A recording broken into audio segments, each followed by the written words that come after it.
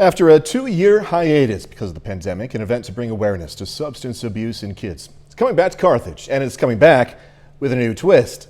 KOAM's Bronte Sorosky explains why it's needed now more than ever.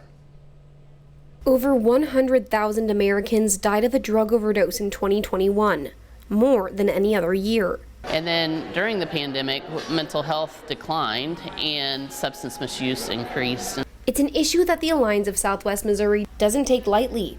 Every year, the nonprofit has hosted an event called Mudstock, where kids would play in piles of mud and learn about living a drug-free life. This is the first year since the pandemic they're coming back and decided to switch things up. It's going to be Mudstock, and so rather pits of mud, we'll have lots of foam cannons and slip and slides and lots of very fun active activities like Mudstock, just with a new spin on it. The suds in this year's Mudstock wouldn't be possible without people like Caleb Stiles. I came up with a few of the ideas to convert from mud to suds. I went out and found the foam daddy cannons that we're going to use to produce the foam for the event. He's helped with events like Food Truck Fridays in the past and says he wants to contribute to more events that will benefit the Carthage community, especially the town's youth. It's just about coming out and getting out as a community again, since we've all been stuck off and away and doing our own little things for the past 2 years. So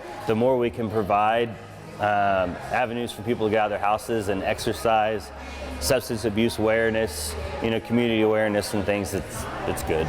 Despite the name change, the event has the same strong message for area youth. And so it still is very much the theme of being clean and staying clean. In Carthage, Bronte Sorosky, KOAM News. This year's Mudstock is going to be Saturday, June 25th at the Carthage Municipal Park Fairgrounds.